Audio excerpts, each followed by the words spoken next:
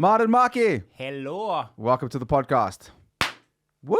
Woohoo! Getting things started off in style, bro. I like it. And they didn't know that we did this 2 times. No, they have no idea, bro. We got to have a good intro. Yeah. Yeah. It's probably one of the most important things for a show. It's the first thing you say, right? What's the name of the podcast? Inia James podcast. Inia James. Yeah, and you talk with people. I just talk with the people, bro. Yeah. Yeah. Yeah, nice. Yeah. Just remember what I told you about the microphone. Yeah. This thing is like all second-hand technology. But is it old microphones? I think so. It's either old microphones or I'm just bad at adjusting knobs and things. I think this is good. Yeah, you happy with that? But you're obsessed with having good noise. Dude, that is so much better. Yeah. When you talk into it, it's so much clearer. But Yeah, you're obsessed, man, with having good. you gotta let the good noise thing go, bro. Yeah? You're just, Okay. I'm crazy about it, man. The good sound is like, that's what I'm going to. But you do the sound at, or a lot of the shows at Nieu, you know what I'm talking about. I've done, it's kind of my main intäkt. Gotcha. Your main source of income. Yeah. So it's I do freelance clowning and I do freelance sound engineering. Yeah. Is that what it says in English? Sound engineering. I think that's a fancy way of saying it. Yeah. Yeah. I do the sound on shows. Yeah. And it's a good job. It's you can do that like if there's 3 shows at Nieu, you can do like one show where you are a technician, and then you can do a show on stage, afterwards. Yeah. That's good. Mm. Wow. You like the sunglasses? Yeah. I just put mine on because you had yours on. You have a really good strong lights here as well. Thanks. Dude, do me a favor. Just put the headset on for a little bit. Just so you can hear the difference when you move back and stuff with the sound. This is so terrible. Hello. I think it's good. I think it makes the room. You're too obsessed with the sound, man. Am I? Yeah, because it makes it's alive, podcast. Yeah, okay. It's good sound. But you see the difference when you're there? Yeah, but I cannot sit like this. No. I need to talk to you, Yeah. So do it like this. Yeah, okay. Yeah, that's good. Okay. Yeah. I'll sit absolutely still. I am obsessed with the sounds because when I listen to the audio, I go, oh fuck, I'm so much louder than the guests. Yeah. And I feel like I feel like when you're the loudest person in the room, Yeah. it's not normally because you're good at like using the microphone. It's generally because you're trying to get attention. But you record in 2 tracks, so if the guest is I know it's better. Yeah, you see what I mean? But if the guest is lower in volume, you can just increase the volume in the project, Yeah, but afterwards. I just record onto one track. Okay. Yeah. But there you go. Yeah, okay. Now you can feel it. Now I feel it. Yeah, now you're obsessed with Hey the guys, sound. welcome to the podcast. I'm here with Inia James. How's it going? It's Fuck going. you do a lot of stand-up, and I've seen your act at Nieu. You see it in 2 languages. And I love your style, man. Thank you, dude. Yeah. Yeah, nice. You like doing stand-up in English or Australian? Yeah, I love it. Yeah? I love it. Especially the last couple of shows at Joke Factory have been crazy. Yeah. Oh yeah, you were the sound guy Yeah. at the last one. Mm-hmm. Yeah, no black dick for you tonight. I remember that's what you said to me after the show. Yeah. That was a hard joke at the end. Yeah. But it was good. It was good. Yeah. But this is what was pretty interesting because you and I had this conversation before I went on stage, and what you said to me totally changed the way that I approached that entire set. Yeah. What did I say then? I said, You said a couple of things. Yeah. I was wearing this like very cool black leather jacket that says freedom on the back. And then you said, dude, that is a costume. You need to be like more exposed, more honest, and more vulnerable. yeah. And he goes like, just stop trying to be so cool. And then I was like, yeah. Were you a bit offended then when I said that? No, I knew you were right. Yeah. I knew you were right. Yeah, 100%. Because that was the truth. I just gave you a mirror, I think. A very good mirror. Yeah. Yeah. And then you said something else. So you said these, you said a lot, but you said these 2 things that really stuck in my head. The second thing was, when something goes wrong, don't be so quick to just try to get out of it, but joke your way out of it by saying like, oh, well, that one didn't work. Yeah. Stay in the shit. Yeah. And then like you talk to me about this concept of staying in the shit and how you listen to everything in the room and how like a lot of comedians don't seem to be listening as much as maybe they should be. But in clowning, you guys are listening a lot more. Yeah. Yeah, that's a good lesson I learned. You have to listen to the room. if it's not working, if stand-up comedians they are at home writing a text.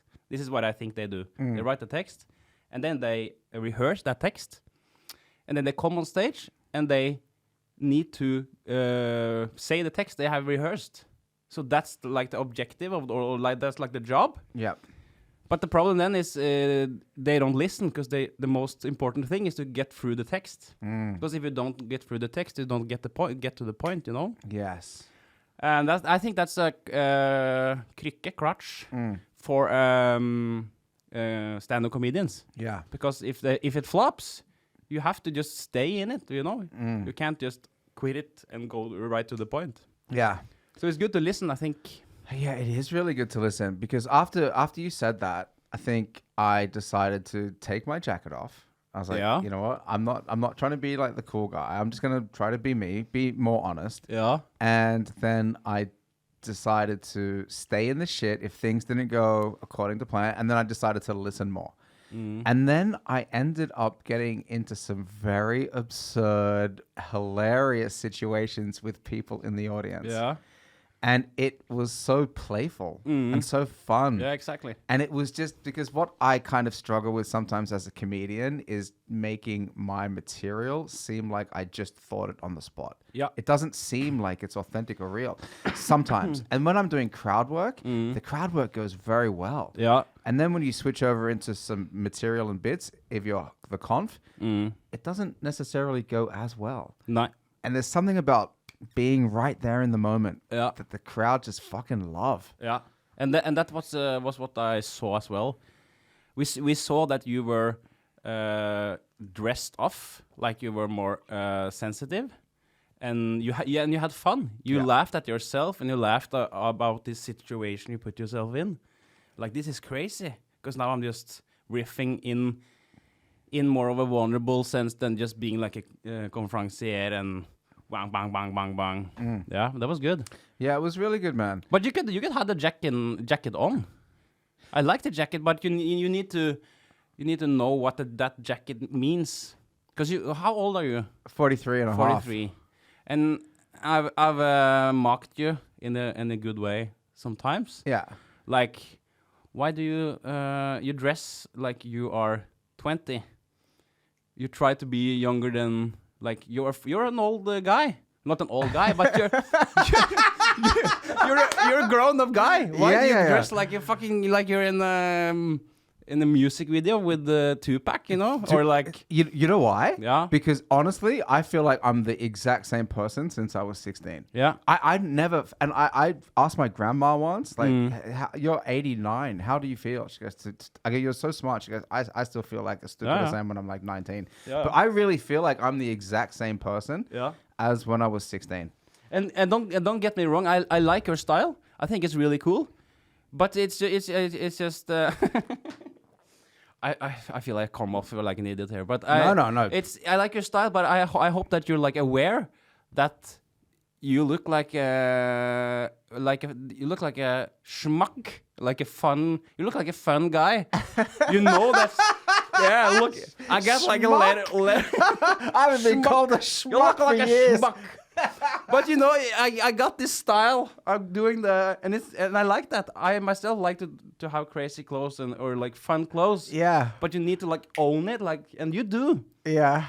But if you come on and I'm gonna go on stage and like, hey, what's up? And like, no, that's a costume, you know. But then you have to have it needs to be a reason for the costume to.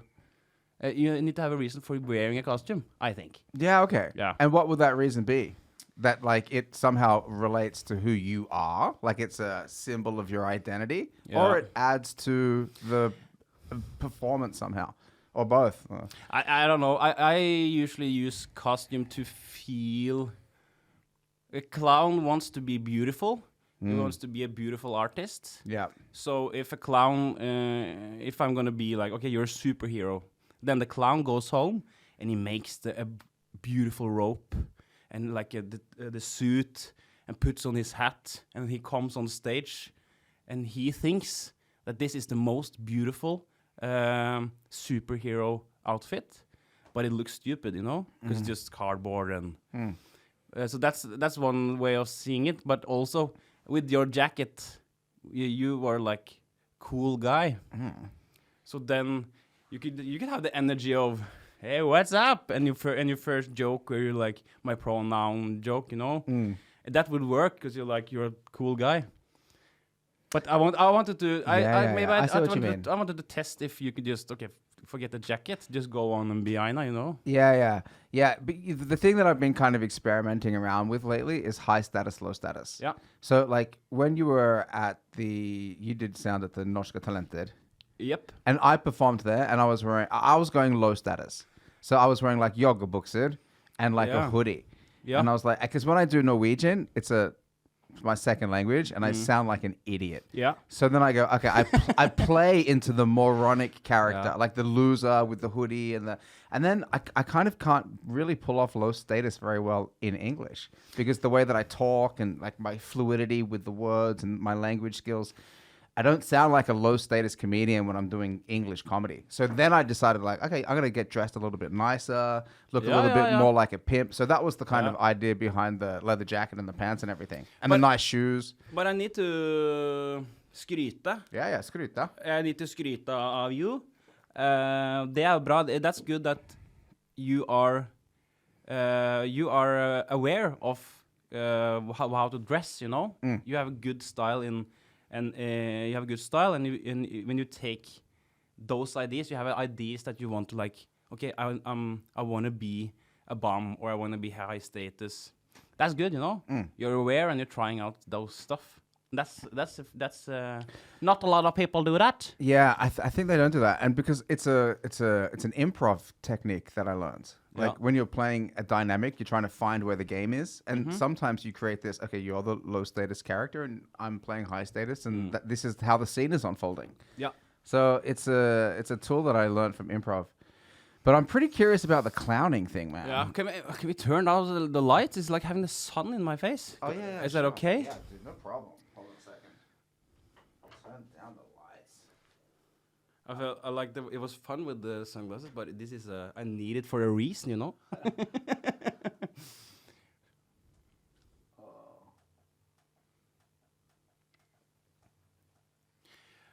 Okay, who am I now? Ja, går det bra? Jeg har vært her i Norge jeg har bodd i Norge i flere år nå. Og jeg har stand-up. He didn't listen. I listened. Yeah. I'm just trying. It's not getting lower, is it? But just put it up in the air or something. So, that's good. There you go. Yeah, is that nice. better? Thanks. No worries. I had a parody of you now. Yeah, I heard it. Yeah, it was good. It was very good. Jeg ga det bra. I think, let me just fix this. Ja, jeg er fra Australia. Or is that not allowed? Is that like cultural appropriation? No, but Australia's, it's a Western country, bro. Okay. You're allowed to make as much fun of Australians as you want. It's cultural appropriation, I think. I got a bad... yeah, you didn't give me anything. Then? No. I didn't finish the sentence. I'm sorry. It's only a cultural appropriation, I think, if it's like with maybe an indigenous culture. Okay. Is that you can't be like, you can't get in trouble for, I don't know, acting like an American, right? Or an English person. But you can do like ching chong. Yeah. Then you can't. I had an idea today. I woke up like I just come on and I do like, okay, I'm just gonna do everything that's not allowed, like black face and just Heil Hitler and then bing bing and like how if you got 10 seconds to do everything, this is an open space. Okay, guys, I'm just gonna do 10 seconds of the worst person ever. And then you do like, jeg bestiller kinamat, you know, just like horrible. Yeah. I think what you can do is getting more and more defined by people, right? I don't feel like you experience much censorship as a clown.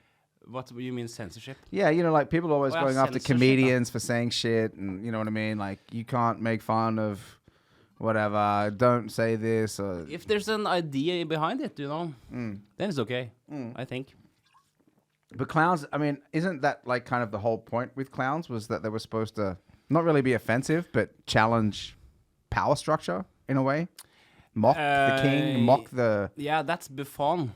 Buffon. Yeah, but that's like Buffon is related to clown. I think clowns do it as well, but Buffon is like the ugly. You know Buffon? You know about it? Is that like the court jester? Yeah, it's like the opposite of clown. It's like Buffon is the low status people that are not are not right for society, like Down syndrome, like Jews, like the people who are oppressed, you know. Buffoon. Maybe that's how we say Buffoon. it. Buffoons. Yeah. So buffoons, they like mirror society and mocks the king and Yeah. Okay, but were they in the king's court, like the jester? No. No, okay. So they were just like... They're like abandoned from the kingdom because they are not a part of how it's right to be, you know? Yeah. So they're oppressed and they come into... Okay, Buffon is... The king has abandoned like people that are not right for this society. And they live in the swamps. And like they're like ugly and oppressed and like nobody likes them because they're different. Okay. And once a year, the king invites them into the kingdom to entertain them. So the Buffon starts making fun of the society and of the king. But the king doesn't understand that he's been mocked with. So he laughs and everybody laughs about this buffoon that comes in. Yeah. And at night, the king wakes up and he realized that, they mocked me. And then he kills himself. That's like the spirit and story of Buffoon. Wow. Yeah. Dude, I like the spirit of buffoonery. That's such a funny word too. But I just learned this from Steffen. Okay. So he's doing Buffon, you know, with the vampire. Yeah. That's like a Buffon character. Yeah. Yeah. Shit, that vampire character is pretty good. Yeah, man. it's good. Wow. He's been developing that for many years now. It's good. Do you have any characters? I have some. Yeah. But they're... I have this crazy... He's like sex obsessed, but he doesn't dare to approach women. But he's like hello, yes, and he's like really nasty guy. Yeah. But I usually don't do like long character stuff. I have like, I have this character and I do like 2 minutes with the character and... Yeah, okay, so you'll do like more characters in a set than instead of like the whole set as one character. I'm trying just to develop the clown Martin, you know? And I just stay in what this... Because I have a vulnerability. So I have like this vulnerability clown that I'm trying to strive against, becoming like every time. Yeah. But I always trip in being... I had this clown workshop and the teacher said, Martin, you're always... when you're nervous or when you're stressed, you go in to be like Mongoloid Martin, as it like Mongoloid Martin. Yeah. Which is I just... And just be like a silly... Oh, is this fun? And so that's my like... that's my trap, you know? Yeah, you fall in... That's your default setting. Yeah. So I want to be I'm at my best when I do like a humble and honest clown, which just do small things, because I'm not afraid of feelings, you know. So I have a good clown if I just do less, you know. Yeah. Wow. Because clowns don't tell jokes. Or I think so. They do tell jokes. But it's a different kind of way to look at jokes. Yeah, because a joke is many things, you know. Yeah, because that's a joke, you know. If it was fun, this was not so fun, you know. Yeah, but that's a joke, you know. Yeah, like it's a joke, you know. Yeah. That was bad. No, but I get it. But a joke doesn't need to be textual. It can be physical, you know. Yeah. Because it has a punch and it has the setup. It has a setup and it has the punch, you know. Yeah. So the setup could be like a physical object, and then the punch could be like throwing it or something, or eating it. Yeah. Yeah. I saw Viggo Venn's Britain Got Talent performance. Yeah, that's crazy. Right? He got 45 million views now That's insane. in that like 4 days. Yeah. That's crazy. Yeah. And everybody loves it. So many people have shared it and seen it. Yeah. I see it like when I'm just like scrolling from random accounts, you know. Like I understand like, okay, like we're sharing it and people here are sharing it. But then when you see it just like, oh my God, it's like fucking, it's really blowing up. You think he's going to break now? Like he's going to be like a really huge star? I think so. I think it's got a lot of potential. Even if it doesn't like go super well on Britain's Got Talent, which I think it probably will. Yeah. Like just by becoming beloved by the internet. Yeah. Like that's all you need. Yeah. You know, you get that one video and then like just kind of like keep developing that. That's so crazy. Yeah. But that's a fun, like, because that's what one of the judges said. She goes, I thought he was going to do stand-up. Yeah. And he's not doing stand-up. He's doing clowning. Yeah. Yeah. And I think what the Simon Caldwell judge goes, he goes, oh, it's so stupid. Yeah. This is so stupid. Yeah. And clowning is kind of stupid. Yeah. But it's fucking funny. Yeah. Yeah, and like sometimes as comedians, we're sitting there trying to find the perfect way to structure a joke and use the right text, but it's going to get smoked by a dude just jumping around taking off high vis vests. Yeah, it's a different way of approaching comedy, I think. It's but the main objective here is as long as people laugh, you know, then it's well succeeded, you know. But it's I don't know. I haven't taken a degree in clowning, but I've taken my fair share of workshops. So I understand that. But how I look at it is like clowns, they go on stage and they work through the audience. They come on and they are vulnerable and they suggest ideas, impulses. To the audience because you decide everything I do. Where I stand, where I look, how much volume, if I smile, if I don't. You, the audience, you decide what I do. If we go just like the West, you know. Yeah. If he does, hey, and people laugh. Hey, you like that? Okay, I'll do it again. You know. Oh, you like it? Okay, do it again. But he could do, if nobody laughed about the West, you know, he comes on and, hey, okay, no, not, you don't like it, okay. Just throw out the West. Yeah. Come up with a new idea. Wow. So you're constantly reading the room. Constantly. And I think that's a difference between comedians. Like you go on with your material and you talk from you, but we talk through you, you know.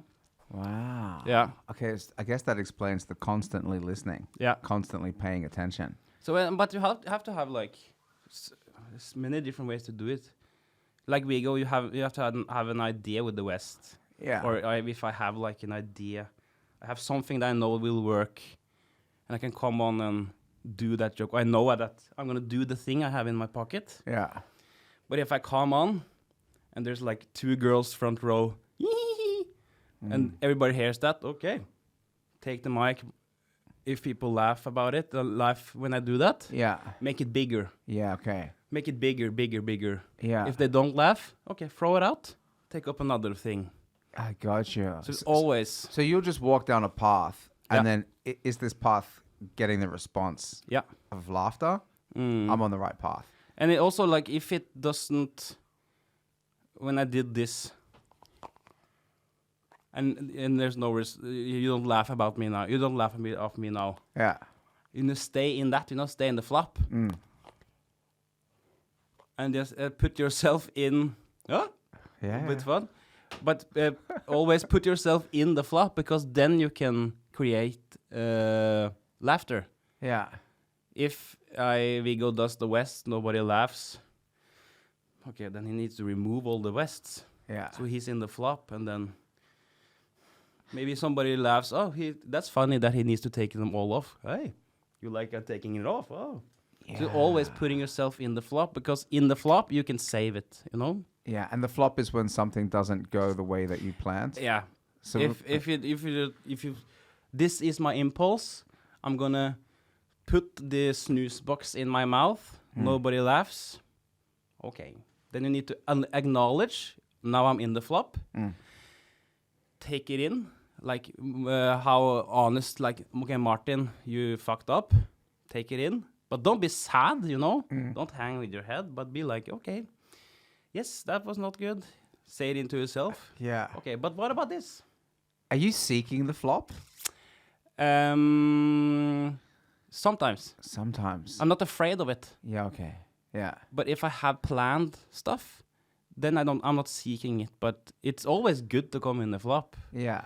because then you can suggest something else. I think the flop gives me opportunity to get the laughter. I got you. But it's really scary because you do not know this universe. The flop is like, yeah. So it's really vulnerable and, okay, I don't know. You're very exposed. Extremely. Yeah. And that's clown, you know? Yeah. He's just no mask, no personality. It's just honest, vulnerable, in the shit. And then when you're in the shit, you can do funny stuff, you know? Yeah. Yeah. I have this one. A teacher asks the students, what is the capital in France? And there's this one guy at the front row. Yeah, okay, I know it. It's London. And teacher goes, no. Okay, then and then he goes, okay. I know. It's Berlin. No, it's not. Okay. It's Italy. And it's just wrong answers.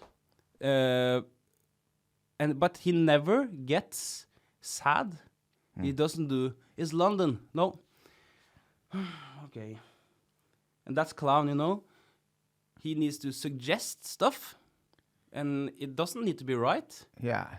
And he needs to feel the flop, but then he needs to come up again with a new suggestion. Yeah. But never be like, okay, sorry. Yeah. Be like embarrassed or... Yeah. It's just... Because the clown wants to be on stage. He wants to entertain. Yeah. But he doesn't always manage. But he always has something else. Yeah. You know? He wants to be there. And be beautiful and be vulnerable. And Yeah. Wow. that's how I see it. Dude, that's amazing. Yeah. Because, you know, that's the one thing that I think I and a lot of comedians kind of experience. When things go wrong, you get sad. You get this like, oh no, they don't like me. Oh, sometimes you see people in the front row and they're like, oh, wherever they're sitting, they're like, they don't want to make eye contact with you. Yeah. They're like, oh no, I can't. You know, or they're on their phone or shit like that. Yeah. Or they're not laughing. And you go, I'm trying, let me go. And then you focus too much attention on them. And then it does like affect you. Do you know what I mean? It really does. It really does. And it's I think that when what do you say when it doesn't work? Many people say like, okay, maybe not that one. Yeah. Like, okay, I'm never gonna say that joke again. Yeah. Or like Yeah, there's like a get out of jail free card. Yeah. One of those like throwaway lines. I don't like saying stuff like that. I feel like I'm kind of like it's cheap laughter. It's cheap. Yeah. I just gotta take it on board. You know what? Let's just move on from that. You should see Henrik Fladseth is really good at this when he tries some new material. I've seen it many times when Henrik does. He starts on a joke, and if it doesn't work, he doesn't lose face one time. He's like, yes, okay, skål, folkens. It's always like keeping the energy, the spirit alive. Okay, yeah. It just stands in, and that's what happened. Yeah. Okay, because then he doesn't give people like, oh, shit. Yeah, because the audience will pick up on that vibe. And if you've lost that fun vibe, then they go, oh, nothing's going to be funny anymore. Yeah. Yeah.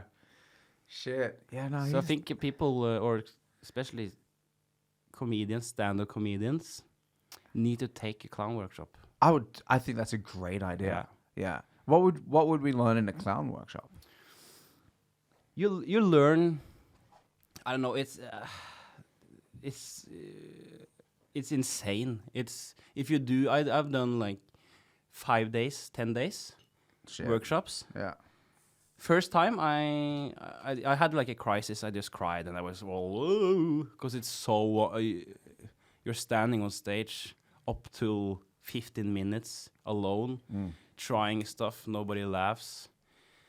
And you go deeper and deeper in the shit, and it's like, oh my God, I'm gonna stop doing everything comedy-wise, and I'm just gonna, So you just get in a crisis, but you learn through flopping in the workshop. So you learn to, because you need to peel off all of your self-thought personality, like you can meet people that you feel, oh, this is kind of, he's kind of, what's it called, false, like he's like false personality. You meet people that are like really have på norsk finne opp seg selv, på en måte. Like wearing a layer. Yeah, I understand. so it's like and this is not what you did, but for example, your jacket. Okay, get rid of the jacket because I want to see you. I want to see you, you know? Yeah. So you learn to show yourself, you know? I know what you mean. I know exactly what you mean. Because it seems like sometimes, for example, let's say people want to buy a particular brand of clothing. They'll wear that brand of clothing because it adds to the image or the identity that they want to project. Yeah. Not necessarily who they really are when they're being themselves.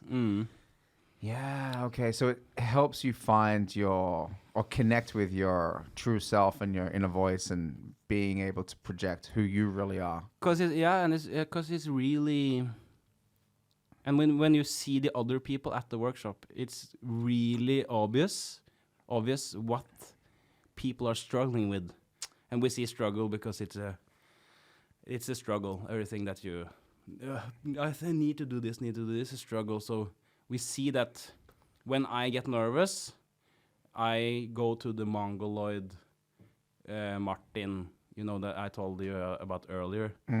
I get nervous, and then I need to, what is this? Boo, boo, boo. So it's mechanisms that starts when you are flopping or when you're like doing stuff. Yeah. And it's also like, I think that clown workshop isn't for anybody. Like stand-up comedians could do it, but I don't think they like will start doing clown. No. But they'll learn more about themselves and learn more, get fucking rid of the coolness. So to be like, You know? it'll enhance their own voice. I think there's so many, especially young boys, male stand-up comedians. Yeah. They need to stop being so cool. Yeah. And that is what you can learn. You don't need a clown workshop, but just... okay, maybe you need a clown workshop, but a workshop where like see themselves a bit from the outside. Yeah. Yeah, I understand what you mean. I think the coolness is ruining stand-up, or... Yeah, it feels like that's such a hard thing for people to do, though. Do you know what I mean? Especially if you're like younger. Yeah. Because it's probably like this, you know, self-defense mechanism. And what I've kind of come to understand about people is that they often create these narratives in their heads that aren't necessarily the way the world is, but it's the way that they want the world to be to suit them. Yeah. You know what I mean? Yeah. So that's probably like a bit of an easier thing for people to do as well. It's like, let me just play this character where I'm like the cool guy instead of being like, you know, I'm actually kind of like the little bit overweight, chubby guy that like, you know, people used to tease about eating butter for lunch at school. But that's the kind of shit that's funny. Yeah. Yeah. I have this policy that whenever somebody makes fun of me about something and I feel that it's true, that is material. Yeah. That's the thing that I should be making fun about myself. That's why I started doing comedy in Norwegian. Yeah. Because I was speaking Norwegian and my friends were mocking me. Yeah. Going, dude, you sound like you're like some like Pakistani immigrant, or you sound like you know, like you're like you got an IQ of 50. And I go, you know what? Then that's an element for me to take on board. That's an honest free material. Free material. Yeah. Free material. Use it. Use your skavanker. Use it. You know. Yeah. I think it's important. You know, there's so many. It's fucking always address everything that happens at all time. Yeah. All the time. Yeah. You know. Yeah. If you go on stage and if there's a glass breaking, address it. Address that I have a bad hair day. Address everything about yourself and everything you see here. If the joke didn't work, address it. If there's no laughter, address it, you know? Mm. And also, address yourself. I think, that's like, isn't that the first rule about stand-up? Mock yourself, you know? Yeah. Hey, I'm Marki, and I have this really weird face, you know? I look like, Yeah. I don't know. I look like, okay, try stand-up. Hey, Martin. Yeah, I know what it looks like. It looks like I'm like a bodybuilder that have melted. You know? Yeah. Yeah. Yeah, but that's why I don't do stand-up. no, but Terrible material. but that is literally the first minute or 2 minutes of so many comedians' sets, including mine. Yeah. Introduce myself, make fun of myself, Yeah. make fun of me a little bit more about something that like I look like or how I sound, and then okay, now let's make fun of some other stuff. That's good. Yeah, That's really good. yeah. It's good. It's good. So I feel like I'm in a point now where I'm not trying to. Another thing as well that I kind of like about comedy is that I got a feeling that nobody really cares what you look like. I got a feeling that like nobody cares like what brand your shoes are or what fucking they just want you to be funny. Yeah. You can look like shit as long as you're funny. Yeah. That's all they want. Yeah. Don't you think? I think so. Yeah. What is that? Okay, I'm gonna ask you now Go for it. about your clothing. Yeah. What is that from? Were you mocked as a child, or like, is it important to you like to have cool clothes? Or I'm just asking, is that where does that come from? It's really not important for me to have cool clothes at all. No, okay. Not one little bit. No. Yeah. No, I just yeah. Yeah, not at all. But like when I'm choosing clothes to go on stage, it's lately it's been for the high status, low status thing, because that's what it's been about. I can't wear yoga boxer and a hoodie and then do like the English comedy show where I'm trying to be like really far. You know what I mean? I feel like I try to dress for the status. But in my regular life, I just wear like I just wear the clothes that fit. Yeah. That's true. Yeah. That's true. That's it. But I'm not putting like too much focus. But the leather jacket thing, I really do like that leather jacket. Love the leather jacket. I really like it. Oh, you need to wear it more. I like it. Yeah. I really like that one. I'm gonna wear it next time. And haven't you? Okay, have you ever seen like a pretty stand-up comedian? Yes. Which is really good. Yes. Have you? I have. Who is that? Dude, I've seen 2 of them. Yeah. Recently. Which is not like have a Netflix special. No. They don't have a Netflix special. That's why I can't remember their names. Okay. There's one dude who's very handsome, and he makes jokes about how he probably looks like he has a joke that says he's in a support group for people who peaked in high school. Okay. And then he's actually very good. Okay. And then there's another guy who's also very handsome, but he's very funny. Yeah. Maybe it was just me trying to... But most comedians aren't really. I mean, we're not like. There's a reason we got into comedy. I'm not a physically attractive man. You're beautiful, man. Thank you. Thank you. But I felt like I kind of got into. I like doing comedy because it suits my personality, and I think I developed my personality because I needed to kind of be slightly interesting to attract chicks. Yeah. And I have friends that are studs. And it works, huh? It works. It works. Bam. Yeah, you need a little bit of time. I mean, you can't like attract like the hottest chicks on the dance floor. Yeah. You know, you need to like, you got to talk to them for a while, make them feel like they're interested in your personality. But I think there's a lot of. I think. I can get like, I can fall in love with people on stage. There's something about the stage and the lighting and like when I see like a play or a concert, like the talent is really sexy, you know? It's good talent on stage. Yeah. You know? Yeah. I'm the same, man. But it's not. I'm really attracted to people's skill levels, and it could be about anything. You know what I mean? Like if somebody's like. This is a weird example, but there's a game called GeoGuessr. Yeah, okay. You know what it is? Yeah. Yeah, right. It's where like they just show you a picture of something Yeah, from and then the you world, just search on and then you got to try to find it. Yeah. There is a guy who, if they show him an image upside down in black and white, that's scrambled. the thin. Yeah, that thin guy. guy. Yeah. And I just think that dude is a fucking stud.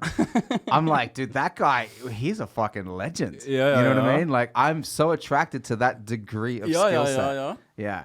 So because like I find the ability to do anything really, really, really, really, really well attractive. Yeah. I find that attractive. That's really appealing. It's so appealing. Yeah. It's so satisfying to know that somebody's putting in thousands and thousands of hours to get really good at guessing pictures on Google Maps. But he's crazy. I've seen those videos. Yeah. But it's real, right? It's real. Yeah. Dude, have you seen the ones where like he'll have like a fragmented image upside down on the moon? And you go, oh my God, no go to for langt, bro. Like, you know what I mean? He guesses spots on the fucking moon. And he'll just look at an image. On the moon? Yeah, on the moon. They play it on the moon now as well. They have a photo of the moon and he finds the craters and then matches them up. But he has these videos where he'll play them. He'll be like, yep, Botswana. Yeah, Northern and Norway. Just picture of a stone. It's a picture of a stone or like the side of a road. And he goes, oh yeah. And then he'll do videos where he explains, if you ever see this, there's only 3 countries in the world that have light poles like that. Yeah, and the color, the color of the bus stops. And then he finds locations from in music videos and memes and shit. You know what I mean? He tracks it down. Like, so crazy. Isn't that crazy? But I'll watch that guy's account like nonstop. Yeah. It's a cool skill, isn't it? It's impressing, and it's like he's really smart. But does he have like a? He needs to be like have some kind of. He probably is on all the specters, medication. Yeah. He probably has everything. I mean, like what kind of, maybe it's kind of like some kind of like autistic character. Yeah, where he's just like, let me play the guessing game. It's crazy. He has mapped out everything. Yeah, that's the kind of guy that like, okay, Marki's been kidnapped. Just have like one last image from his cell phone. He should work in the FBI or something. You're right. Yeah. He should just solve all missing people cases. Yeah. Somebody gets taken, we're gonna send in Geo Rain. He'll fix it. What's it called? I think it's Geo Rain Bolt. Yeah. Something like that. Geo Rain Bolt? I think so. Geo Rain Bolt. He's the fucking man. Yeah. Yeah. Did you ever think you'd have like a parallel career? Like if you were never a clown? If I'll do something else? Yeah, let's just say like in another life. Let's say there's a parallel world and you don't get into clowning. What do you end up doing? I would probably be like work with the material. I need to work with stuff, I think. So maybe like a keramiker, like with the oh yeah, like ceramics, making a some art or a like, vase or something. Yeah, vase, like the ceramics. Like, what's it called? Ceramics. Yeah, like where you put the clay or yeah. Just sit like in the workshop. Oh, dude, that's so have hot. the radio on. Go with like a snekkerbukse. Yeah. Coffee. Just make some. Have like a small shop. Yeah. That's pretty good. Have a calendar on the wall. Yeah. Ticking it down to and when the your coffee exhibition is. The coffee has stood there 5 hours. Fucking good coffee and rolling cigarettes. Yeah, you have to roll them. Little doggy going around. Some jazz on the radio. Yeah. Where would your workshop be? Would it be like in the woods or would it be? Yeah, it would be on the countryside. Yeah, you'd have to. Small city. Yeah. Maybe I'm from Kongsberg. Okay. Maybe have like outside of Kongsberg. So when I have done all my vases, I'll go into the city center, put up a stand. Oh, yeah. Okay, guys, I need to sell this to get food for my dog and buy cigarettes. I feel like you'd kind of like be the kind of guy that trades them as well. Like hey, you guys, just the harvest just came in. I'll swap you this one for 4 dozen eggs. Yeah. You know what I mean? Just like swapping things around. Imagine being a farmer, huh? Yeah, I'd love that. Yeah. What would you do if I wasn't doing comedy? Dude, you know what? I think I'd be probably doing stunts. I think. Surfing in Australia. I'd be surfing, mate. I'd just be fucking taking cunts out for 6-foot waves. Watch out for the shark, Martin. You got a paddle, pussy. crocodile dude. Yeah, I'd be hunting crocs. Yeah. Yeah. But what did you say? You would probably I think I'd probably still be doing stunts. I used to be a stuntman before I came to Norway. Stunts? Yeah, stunts. have Stunts. you're a stuntman? Yeah, I'm a trained stuntman. Are you? Yeah. This is crazy information. Yeah, but I was never a very good one. I only did it I did the training for like maybe 2.5, 3 years. So you rolled downstairs and Oh, yeah. crashed with cars and stuff? Yeah, and a lot of fight scenes and rigging stuff up and things like that. Oh, nice. Yeah, so I guess you would call it like I did like, how long did I do? Maybe 2 years or something. Well, I did stunts for 2 years, 3 years. And then Is I that basically came to Norway. Frontline Academy? Yeah, this is Your T-shirt? Yeah. train jiu-jitsu there. You train? You do combat sports? No, I did the judo. Ooh, that's good. I have a orange belt in judo. As a boy? Yeah, as a kid. Yeah. But I'm not. I have a really weird body. I have like I don't know what it's called, a hypermobile. Oh, so you're really flexible. I'm really flexible. Can your elbow like bend backwards? No, but I have like this. It's like it's so my body cannot do sports. But I've done sports all my life, Yeah. and I've done skating and. What happens? Why can't, if you're hyper flexible, why can't you do sports? How does that work? Because jeg tråkker over. I have like bad. Maybe just a bad. This is a bad doctor, bro. Do sports, man. Yeah, you think so? Do you But think? I think I don't have the body for sports, and I don't like the running after a ball and stuff. Yeah, but you just got. I mean, like sports is so loosely defined these days. Like fucking chess Yeah. is sport, and playing bocce and curling. But and I shit is played sport. golf, Yeah, that's a sport. but not like contact sport. No, No. But you play like a rugby and stuff, and I played rugby, man. Mhm. Yeah. I got a lot of concussions playing rugby. yeah, I'll tell you that, bro. Yeah, that's a crazy sport. And dude, I went to an all Maori boarding school in New Zealand. Yeah. And we used to play against all Samoan boarding school. all Samoan. Yeah, you know the fucking big, you know, like the Rock, you know that motherfucker, Yeah, like that. He's Samoan, dude. He's Samoan and black. Or Yeah. maybe he's Hawaiian, but it's the same shit. Like Yeah. just big kids. When I went to that school, my dad walked up to this guy and goes, "Oh, so is your son starting at this school?" And the guy goes, "No, I go to this school." That's how big these kids were. So I played rugby against these gigantic, huge monsters. yeah. Yeah, I just got kneed in the face every weekend. But this is rugby is really big courts or like the Fields. fields. Yeah, they're pretty big. Yeah, and so You run a lot. it's the same as you have to. Okay, the rules is team against team, Yeah. and you can just throw it backwards, Yeah, that's correct. Yeah. and you need to get the ball on the other side. Yeah, you need to score a try. So you got to run and you got to put the ball down and then you go, Yeah. yeah, we did it.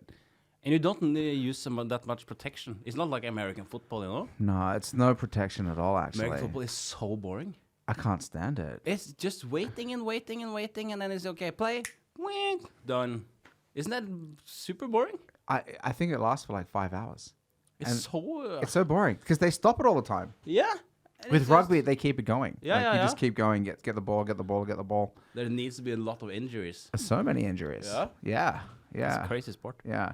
But I played rugby, but it was never really like my passion or anything like that. But I do Brazilian jiu-jitsu. Oh, you do? What is that? Yes, That's kicking. No, there's With no the- kicking. It's just Jiu-jitsu, isn't that? Jiu-jitsu. Jiu-jitsu. It's jiu-jitsu. I do jiu-jitsu. When you say it, bro, fucking sounds sexy, right? Welcome to the jiu-jitsu talk. Welcome to Jiu-Jitsu podcast. But what I'm is jiu-jitsu? here with the black belt Martin Marki. What is it? It's a combat sport based on strangulations and Strangulations. joint That's manipulations. kinky, man. You like that? Ja. Yeah. Come on, I'm gonna Så strangle you a de little bit. kveler hverandre? Ja, vi kveler folk, vi. Det er litt kveling. Det er det som er det beste. Det er det som er det mest gøy. You know, that's you need to explore this more, you know? Yeah. Because I think it's so exotic. You're Yeah. so cool, like Australian for me. When I hear like when you talk like the sound, and when you talk about Australia, it's so cool. Fuck yeah, man. I saw when you had the buyer here, and you're like, hey, motherfucking buyer in the house, and like, wow, he's so cool. I'm sitting at home like, whoa, this guy he's fucking when you in the fucking jacket and hey Johnny Barry, I'm just like, oh my god, he's so cool. When you're like, for me, Australian people, they're like fucking. And when you just switch over to Norwegian, your IQ just lowers 100%. I was like, it's like jeg var der på den jeg satt sånn. It's true. You just switch more. Yeah. I From can the switch word, more. just The contrast is so big. It's so super. Big. It's crazy. Yeah. It's crazy. I talk to people in Norwegian. They think I am a fucking idiot. And I sound so dumb. I sound so... My kid is like, my friends are coming over, just don't speak Norwegian. Yeah. I'm like, oh, I'm going to speak Norwegian then, bitch. Yeah. Because when I met you, you talk Norwegian to some people. I just, no. I just, this guy, I'm never going to talk Norwegian to him. If people see me talk Norwegian to you, like, ja, jeg liker deg, Martin. Skal vi ta en øl? Like, fuck off. Wow. You know? Yeah. You don't want to hang out with that guy. No. No. But that's the guy that cleans your toilet. Yeah. You don't want to hang out. You don't want to have a beer with that guy. We should say this. My name is Inia. Inia. I never get your name. Because we That's have this Norwegian girl name, Aina. I'm going to call you Aina. Perfect. My name is Inia, and I have two personalities. The one is the fucking this guy and the jacket and all this stuff. And I also have denne fyren, which is like, and then you can switch back and forth. I don't know. Yeah. Something. I think so. I think that's the move. I think because I've been like thinking like, normally I'll be like, okay, I'll just do like the one set in Norwegian and then the one set in English. But then I think it's kind of fun to just smash them together as well. Just get the... Have you tried to first do your set in Australian and then do the exact same set in Norwegian? No, not really. That would be fun to see. Yeah. You're doing like 5 minutes and then you just switch over and do the same. Oh, the same jokes? Just the same jokes. In the same set? Hi. Welcome. And ba. Yeah. Do the exactly same. Wow, that's a crazy idea. Yeah. Okay, so in the same set, divide it in the middle. Yeah. And then just do the first exact same jokes in Norwegian and then do the exact same jokes in English. Maybe start in English. Huh. You know? Because then it's just confidence and we like you and you have good jokes, you know? Yeah. And you need to find some premise for why you're going to switch over. Like I'm trying to be doing more events now, and then you need to talk Norwegian or something like that. And so I'm just going to try the same jokes now for you, but I'm going to do it in Norwegian. Yeah. And I'm starting to get a hang of it. Yeah. You'll have to see. Yeah. You know what? There's so many shows where you can just do that, where you can just totally experiment around, and you can just try it and see what happens. Yeah, because then then you get the callbacks, you know. Yeah, and they kind of already know the way that the joke is going to go if they remember it, but because it's in a different language, it has a whole different vibe to it. Ah, wow, that's a fun way to do the exact same joke twice. Yeah. Oh my God. I'm burping here. Yeah. Shit. Yeah. Try it out. I will. Yeah. I'm gonna try it out. Dude, I heard about. Dude, how often are you performing now? I'm trying to do twice a week. Nice. Yeah. That's great. But I'm struggling to find time because I also do like sound. Yeah. But twice a week is my goal. Yeah. Yeah. And what kind of shows are you doing? I'm doing a lot of shows at Nieu mostly. I do open mics.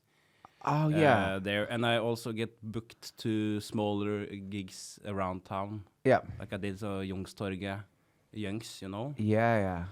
And Salt. Yeah. Things like that, and also do some improv and yeah. Yeah, you had a show at Salt during the Humor Festival, right? Yeah, I did late night. Then I hosted the late night. How was that? I bombed. You bombed? No, the show? I don't know. Here we go. Story time. The show bombed. Yeah. I'm really these days. I'm really obsessed about the show. Everybody forgets the show, but the show bombed because it was.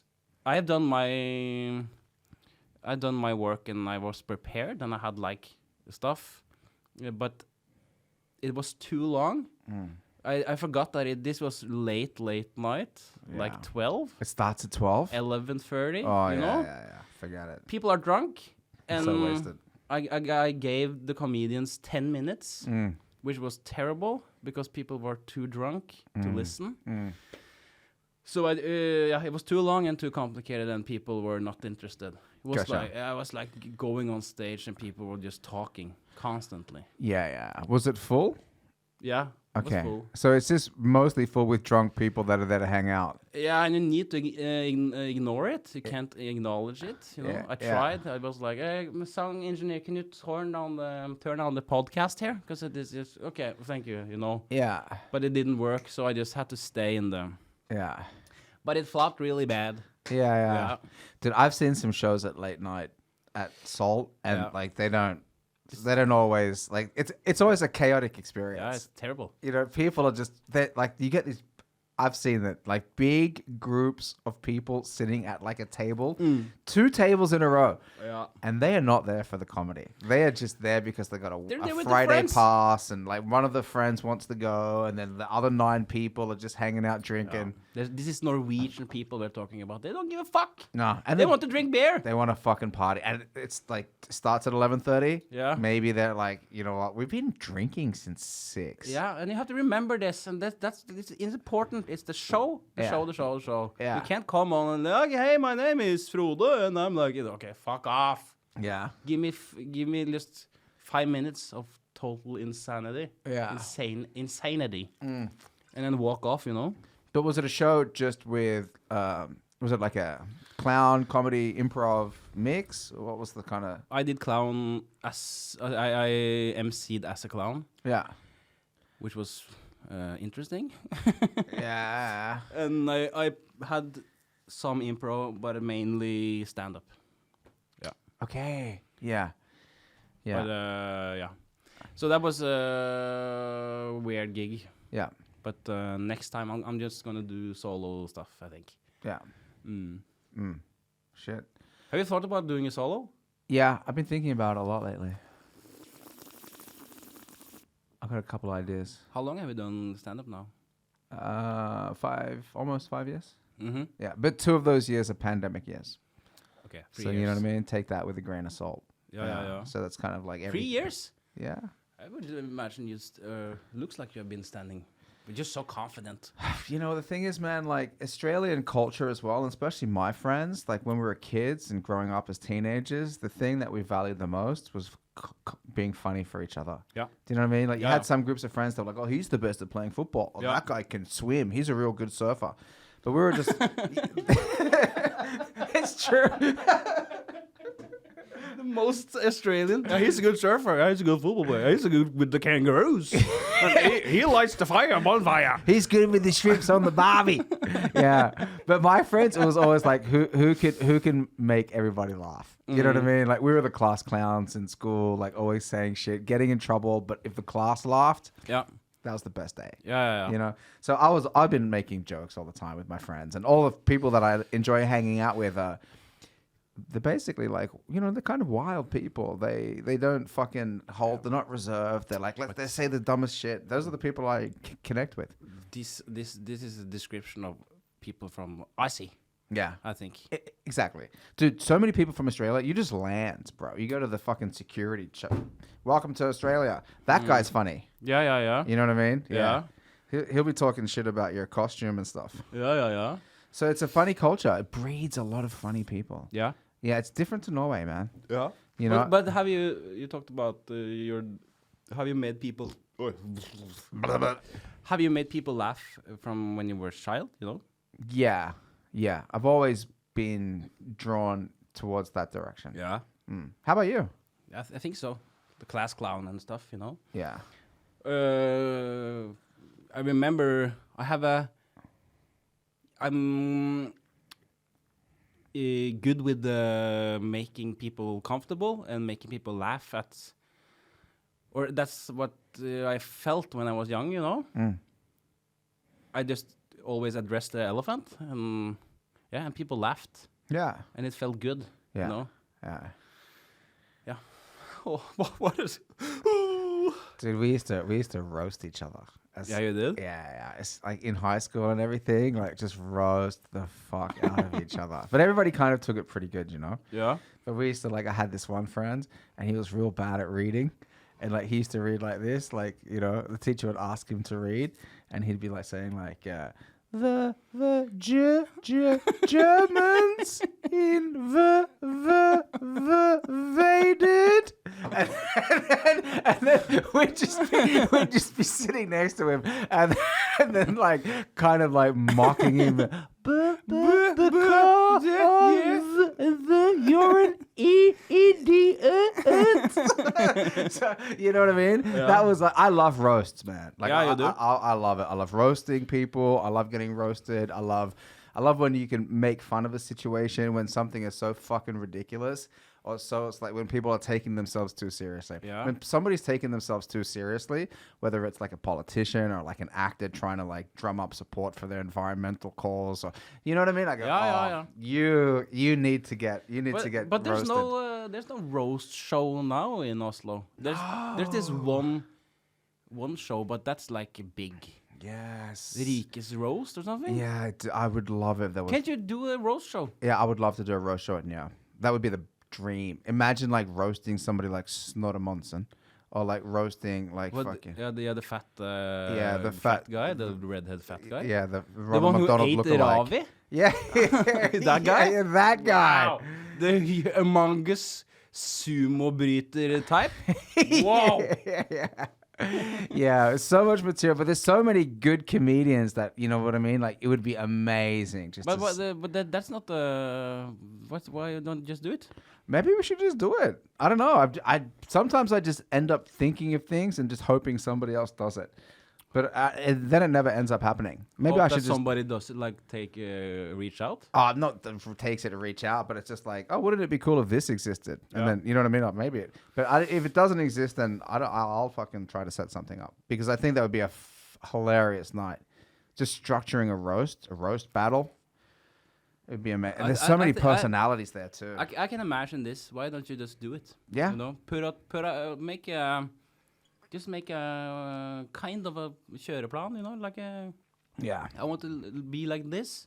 Yeah. Have this on stage. These people, maybe an roast dommerpanel, liksom, a panel with judges. Yeah.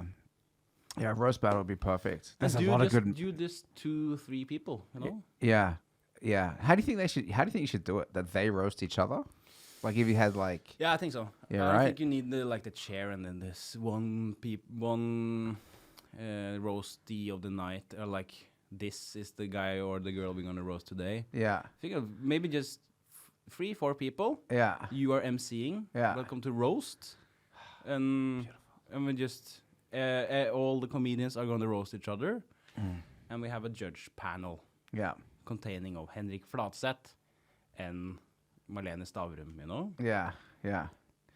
Yeah, that would be awesome. Something like that. Make it easy. Make it easy for yourself. Yeah.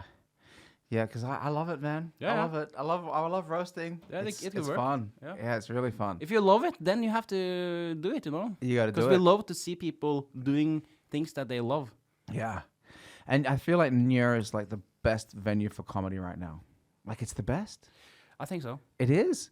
Yeah. You know, and there's a few other really good spots. You know what I mean? Like there's spots that are good. Like Alf is really good.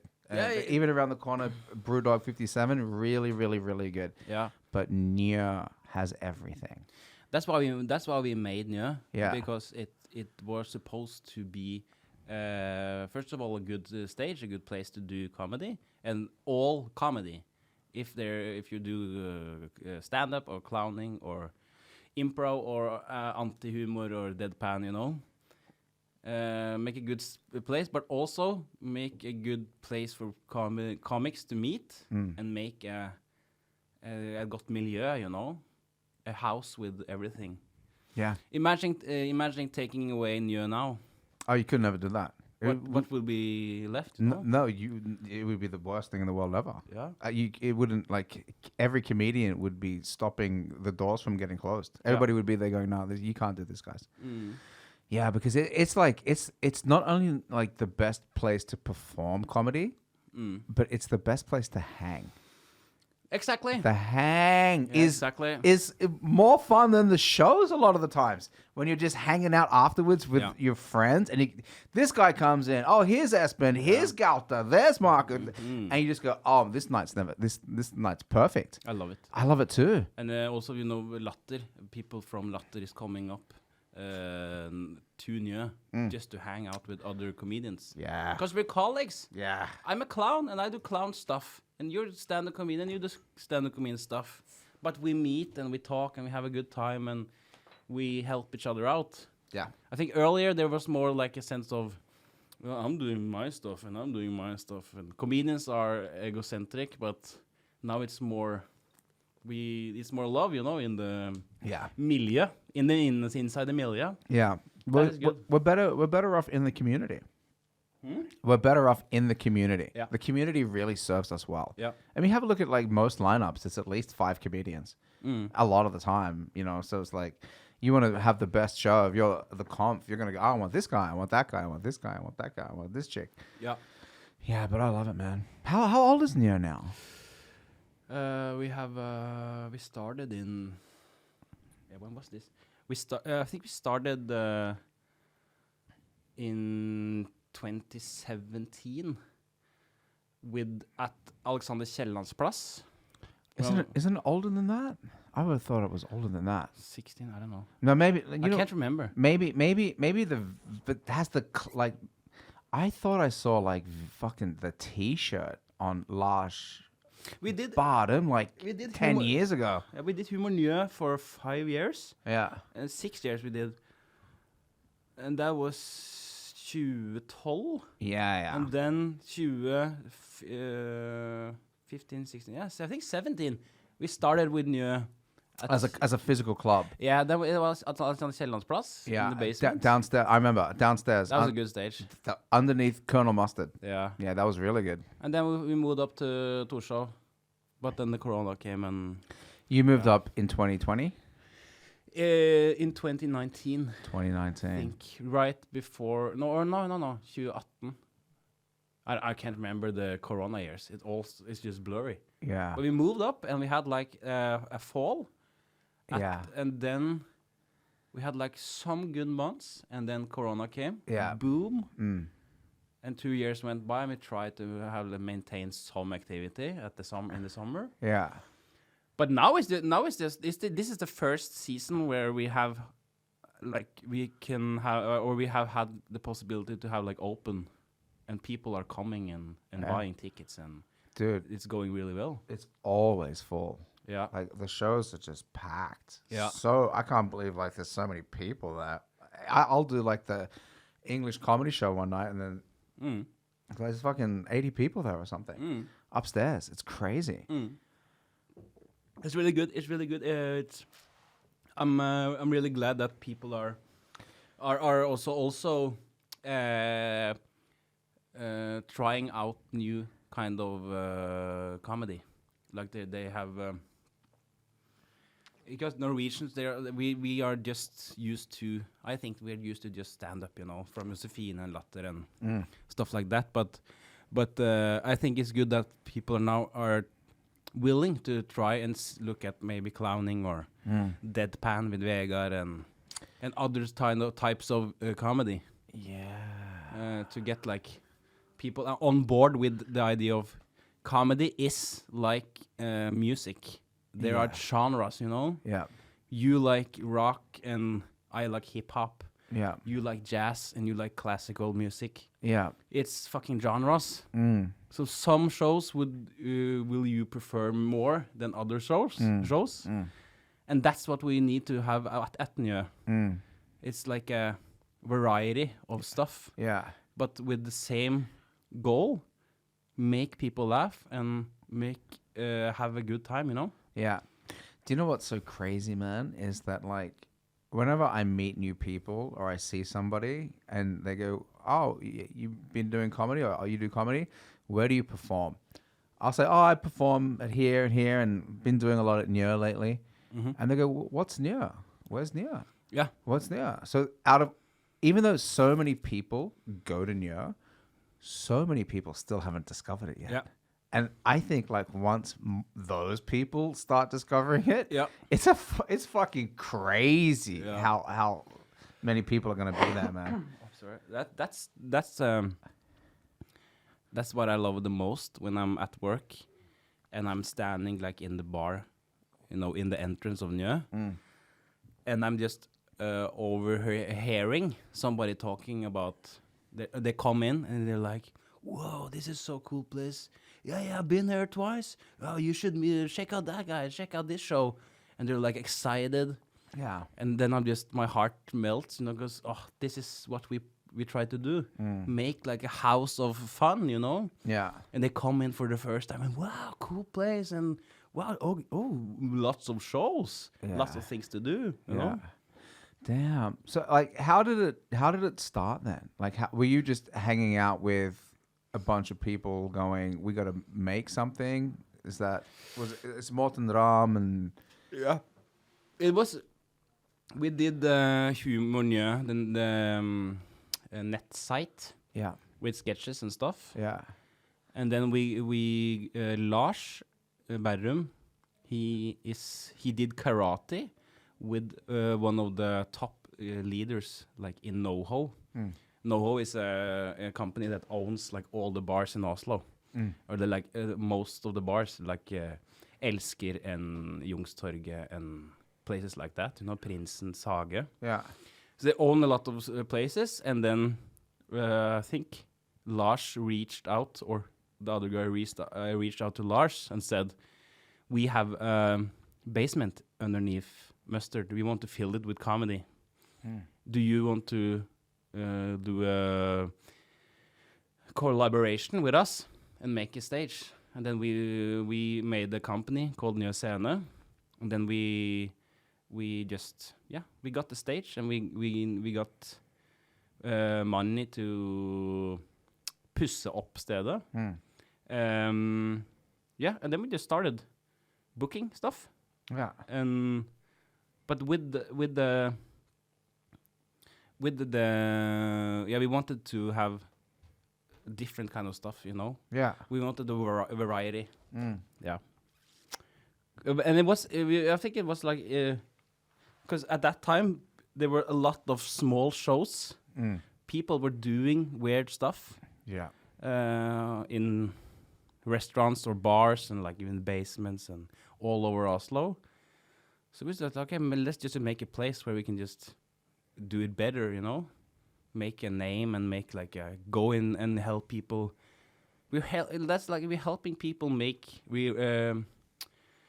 realisere showene sine. Like if you want to make a roast, I mean, I see your eyes, you're just excited about it. Okay, come to me. I'll help you realize that dream, you know. Yeah. La meg realisere det. That's what we did, you know. I'm talking out of my ass now, I think. Yeah, but I can see now how what you guys started years ago, how that is becoming like a fulfilled prophecy now with so many people that are doing all their solo shows. Do you know what I mean? Like, I'm going to see Hani's comeback tonight. Yeah. And I go, oh, shit, that's a solo show at Nieu. Jim Swan, solo show at Nieu. Ahmed Mamau, solo show at Nieu. And the list just keeps going. Yeah. You know? Yeah, that's good. That's I'm really proud to be a part of that. Yeah. You should be. It's one thing is that I'm a narcissist like you know. I do stuff for myself, and I'm sitting here at the podcast and talking about clowning and ideas, but I just really love helping people and giving them a stage and giving them support and sharing them again towards their dream or like the vision of a show, you know. I think it's so nice. Yeah. And for a lot of people, I guess like when you're making a solo show, it's kind of like, I don't know, the biggest thing that you've ever done. Yeah. Do you know what I mean? At least, Yeah. maybe the first one. It's like, wow, this is my first solo show. That's a part of your legacy. That's huge. Yeah, that's huge. Mm. Yeah, fuck, that's so cool. Are you gonna do a solo show? Yeah, I had a plan of doing. I want to do 1 hour this fall, Nice. but I want to do like 1 hour. It's just gonna be clown, but it's gonna be like the opposite of because you know as you said like the solo show and Yeah. but I just want to do 1 hour Yeah.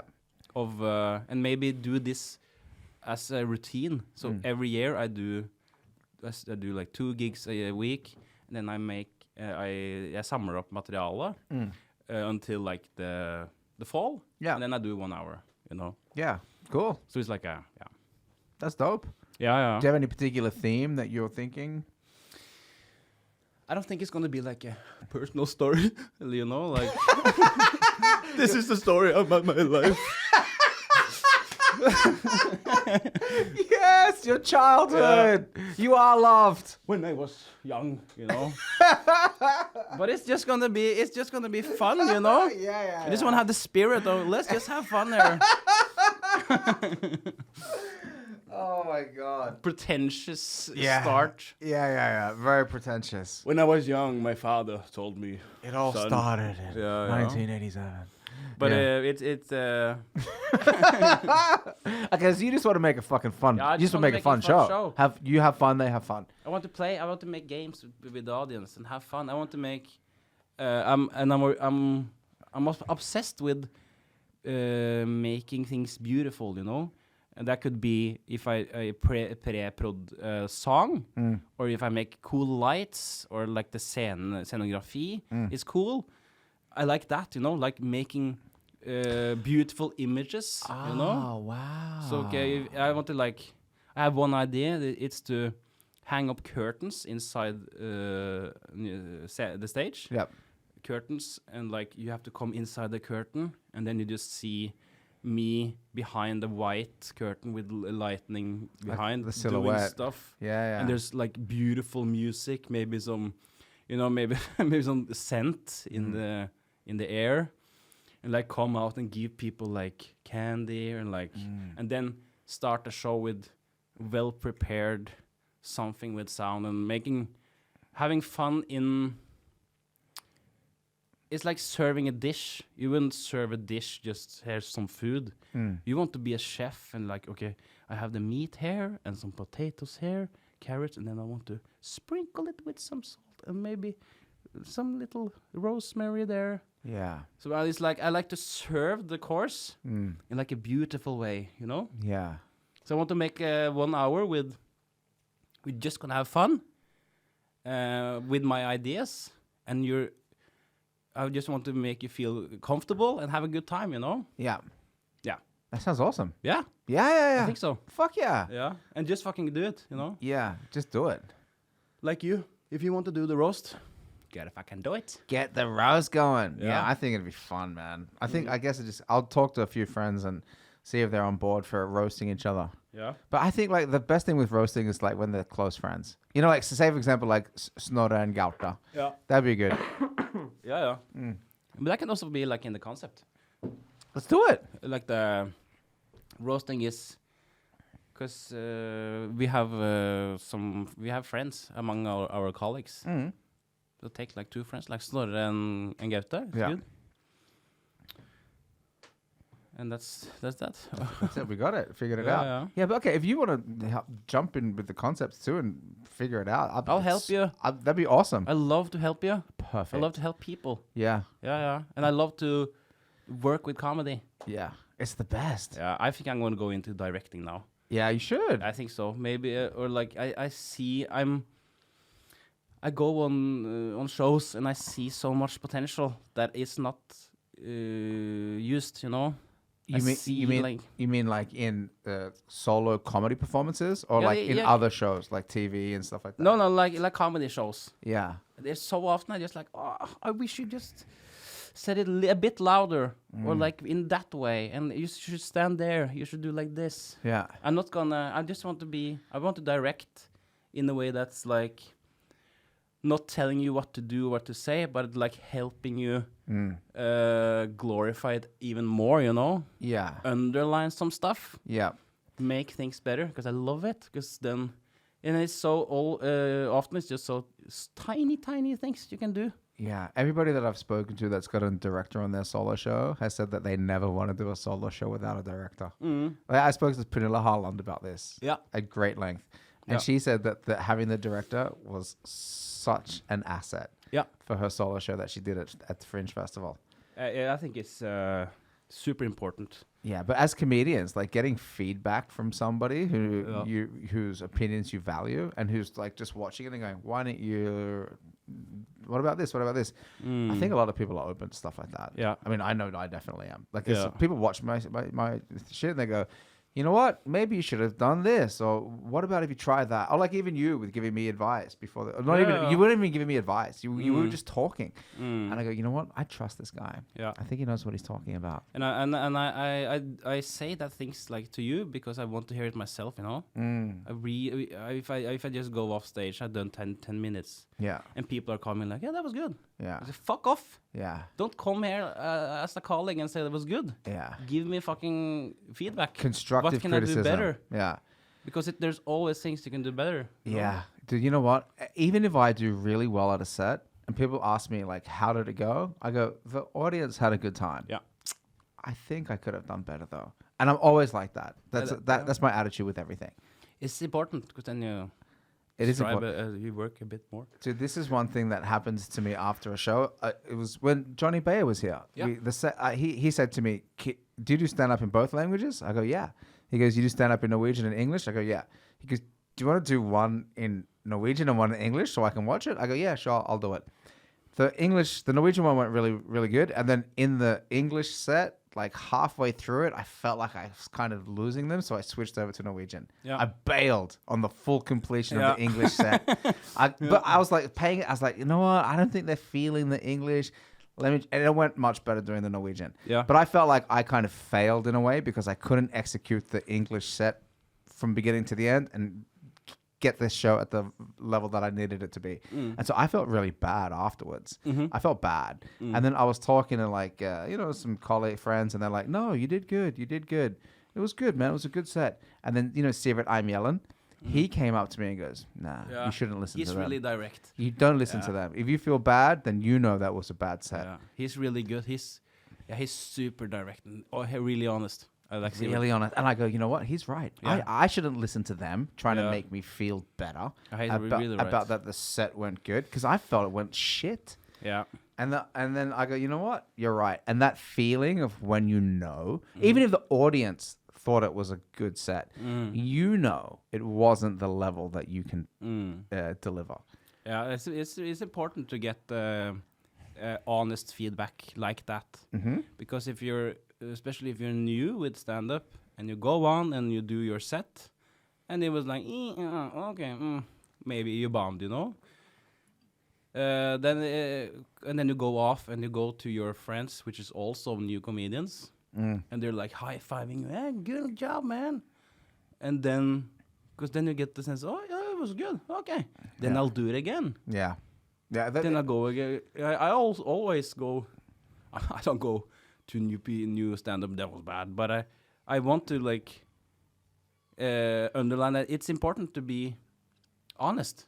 Don't be like hyping up the good vibe with the boys and fucking great. And that's something else Sivert said as well. He said, how did he say it? He said like, it's better to think that you didn't do as good when you did good than if it's the other way around and you didn't do very well but you thought you killed it.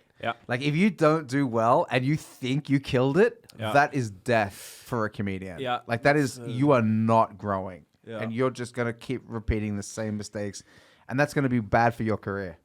That's I've seen those cases. Me too. I've told some people, Lars and Morten and Vegard and people I've worked with a long time. Like, please tell me the day that I'm not funny. Like, if you see me struggle and it never works, please please, please, please, just tell me that I suck, because then I haven't wasted my time, you know. Because most of the time it's hard to see it yourself. Yeah. If you don't have friends that are like honest, like. Yeah, or you construct a different version of it. Yeah. To either secure your confidence or to whatever, you know? Yeah, it was a bad audience. Yeah, that's the one that kills me. I didn't need to stop saying that. Yeah. Bad audience. No, you did a fucking terrible job. You fucked it up. Go home and write some jokes. Yeah. You can't blame the audience. Never. No. I have done some shows though where like I don't want to blame the audience, but the audience had no idea stand up was coming. No, no. Or and it was at a restaurant and like half of the people there were for some guy's 70th birthday. Okay. But blaming the audience is bullshit. And it was crazy. We went to New York at the studio tour. Yeah. With the Nieu Comedy. Perfect. And we went to the Comedy Cellar. Yeah. And it was amazing to see like 90% of the comedians. Yeah. They fucking hated us when we didn't laugh. They said a joke and they were like, okay, what's the problem here? Yeah. And they like blamed us for not laughing. Yeah. It was really crazy. Like, and their jokes just didn't hit. The joke were terrible. Yeah. And they flopped, and instead of like go on, they blamed us, and they go off stage probably high-fiving their friends. Fuck, what's up with the fucking audience, you know? Yeah. That's crazy. That's a trap. Man, I did this show, maybe it was 2 weeks ago. It was an English comedy show, and it was 3 weeks ago, and there was maybe 8 or 9 people in the audience, all scattered. And I was the host, and I was just like, okay, I'm just going to talk to them. Every comedian went up, did their thing, 5 to 10 minutes. Yeah, okay. But they played it down. They played it like they were talking to 7 people in a room. Jim Swan comes on. Jim Swan, he's not in the same venue as us. He's performing in fucking sold out Spectrum. In his delivery and in his way he's treating that room. Yeah. He's going, energy 150%. Increase energy, increase intensity. Most people they got 10 minutes. A bunch of them finished at like 6 minutes, 7 minutes. They're like, nah, I can't get into it. Jim Swan did an extra 15 minutes. Yeah. He was on stage for 25 minutes. Killing. Yeah. Murdering. Yeah. Murdering. Yeah. And I go, that's what you do. Yeah. That's how you do it. You don't match their energy. You bring their energy up to fucking your level of energy. And that's what he did. Yeah. Yeah, you need to, you can't, if there's a low energy in the room, you can't come on and like mirror. You need to fucking bring it, you know? Because what you say in the microphone, that's what gives the color to the room. So fucking bring some different color. Yeah. We tried black now. Maybe purple, you know? Yeah. Purple. Let's go with the purple. Add more rainbow. I gotta pee, man. Dude, get your... Should we just finish? Should we just wrap it up? Yes, we do. Yeah, we wrap it up. We're 3 beers deep. Okay, so Martin Marki, you've been in the studio. Talked about clowning. And now talked about how to be honest, how to be sensible, vulnerable. I'm really... I got like anxiety, like angst. Yeah, why? Because I have angst, you know? Okay. And when I'm sitting in the podcast, like fucking with sunglasses, smoking the beers, drinking beers, and talking about, I'm shivering, and talking about comedy like I'm a fucking Yoda, you know? I feel in my head now, I'm like, okay, so now you're gonna post the podcast where I'm like, yeah, people need to do this, people need to do that. I feel like, I hope that I'm not coming out like a fucker, you know? No, of course. You know what? Let's not wrap it up. Just go do the piss, and we'll come back and we'll finish it up. Bro, I got my sunglasses on now too, man. I'm gonna live life on the sunglass side. Yes.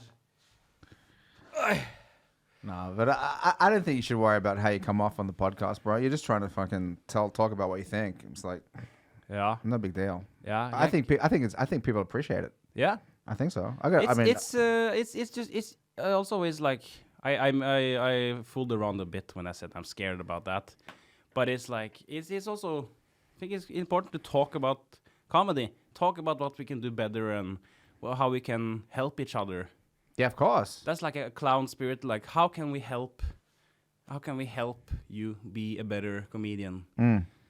We should open up more, I think, like at Nieu or at whatever venue you do stand-up or clowning or deadpan, you know? Yeah. We have to talk about the humor, how we can be better, Yeah. how we can make the fucking show better, Yeah. not your ego Yeah. and your coolness. Like, okay, let's just talk about humor more, you know? It's my favorite topic. Yeah, it's yeah. basically all the podcast is Yeah. literally talking about humor Yeah, 'cause with comedians. This is what we do, Yeah. you know?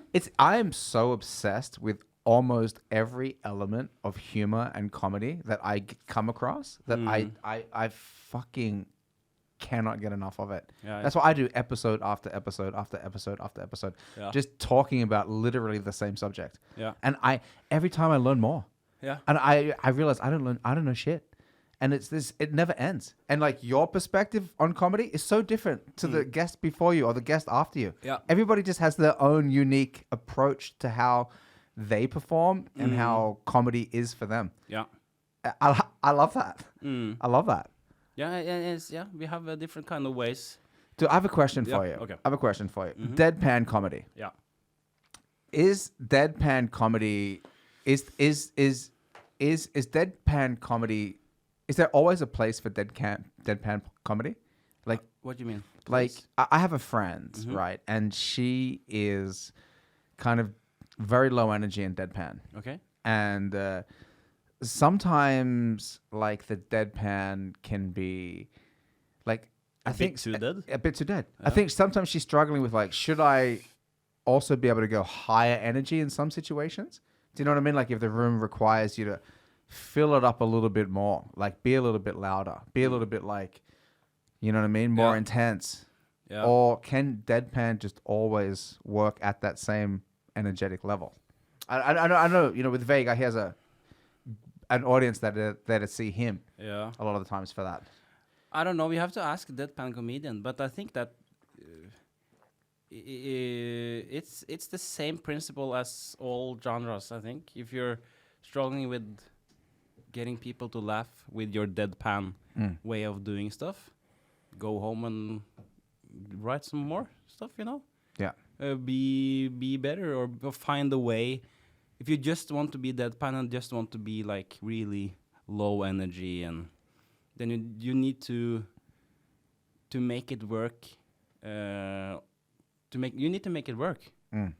This okay. We're living in Nisselandet Norge, like The North Pole, bro. Santa's workshop. Santa's workshop. We're just elves, you know. We're Norwegian people. Norwegian people are weird people. They're folky and yeah. Go to show, drinking some beers, and so you need to find a way to make that work in Norway, like Vegard have done. Yeah. Vegard has always been consistent. I'm gonna do this. I'm gonna do this. This is fun. This is fun. This is fun. And it takes time. Vegard has done humor now for 10 years. And he now he has peaked because he's done it. He's done the work. And it's fucking lot of work, you know? Yeah. And you need to be need to be aware of where you want to go and just repeat, and develop yourself, I think. Yeah. Yeah, okay. So you just got to keep grinding. Keep figuring it out. Keep cracking at it. Yeah. And do just you have to go on stage. Yeah. You have to fucking flop. Yeah. The flop is your friend. Yeah. Yeah, it is. Dude, I think deadpan is such a difficult style for somebody like me to do. Yeah. You know what I mean? I feel like it kind of matches people's personalities. I don't have a deadpan. No, you don't have it. Not at all. No. So it's so different from That's not your genre. not one little bit. No. You are trans, you know. Yeah, dude. Yeah, you're there. We just popped Molly. Yeah. This is it. You're not fucking classical deadpan music, you know. Yeah. I'm jazz. I'm fucking jazz. Yeah. yeah. Yeah. Acid jazz. Acid jazz. That's your genre. Yeah. Yeah. Shit. Don't you play jazz as well? Are you a musician? Do you? No, I'm. I saw you walking in somewhere with a fucking instrument, and I go. I did? I thought so. I don't know. I have friends, many jazz musicians. I know a lot of jazz musicians. Yeah. Okay. I'm from Kongsberg, and that's the place where you play jazz. All right. I did a split gig with a jazz drummist Yeah. called Axel Skalstad. Okay. That was a cool show. We called it Jaså du, Yeah. with jazz and you. Yeah. Jazz and you. He's and he improvised with his drums, and I improvised with my clown, and we like talk to each other. So if he could just like, and then I did something like he did, and I could improvise with clowning, do like the snooze box in the mouth stupid trick, you know. Yeah. Then he needs to like match me, and we did like a dance, you know. Yeah. Yeah. Because clowning is jazz, you know. Yeah. It's just kind of riffing. yeah. Yeah. Dude, I heard some crazy stories about shit that you've done, man. I've heard some yeah. Fucked up things. Yeah, fucked up shit. Yeah. Yeah, crazy stories. I don't even like.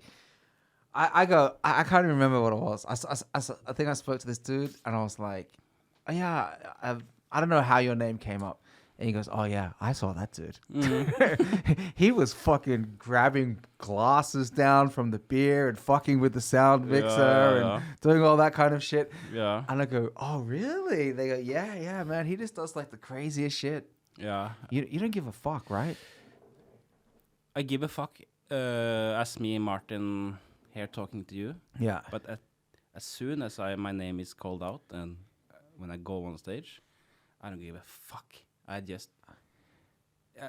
lose everything, you know. Yeah. I just okay. I go out and kiss guys on the head. Yeah. And I fucking take somebody's beer and I just and smash some glasses and. Yeah. But that gets me into trouble.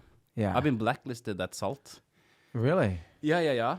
because I had a show where I took some. I don't know, because I lose my head, you know, because I'm in the clown spirit and I just do stuff. Yeah.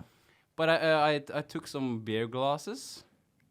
No, I broke one glass, and I got some laughs. And then I need to build, you know, in my head. Yeah.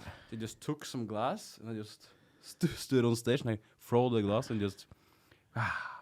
And I did it like 3 more times. Yeah. And they got so mad. But they didn't tell me. No. So they were like, fucking Martin, never gonna ask him to come back. And Yeah. then I heard from Matt, I think, he told me like, yeah, I heard that you're blacklisted on Salt.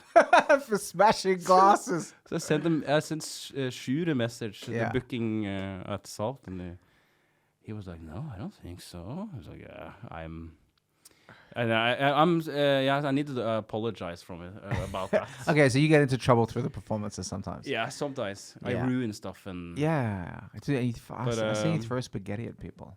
But I need to be more. That's what I'm working on now. It's be more kind. Yeah. But it's in a kind way when I throw glass. It's not. I'm not hurting anybody, but it's like in the. I get like in the mongoloid Martin.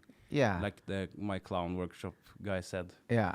I need to be more humble and not maybe ruin the stage. Yeah. There's so many mics I needed to pay for. Yeah. I put the mic once in like a beer glass when it was God.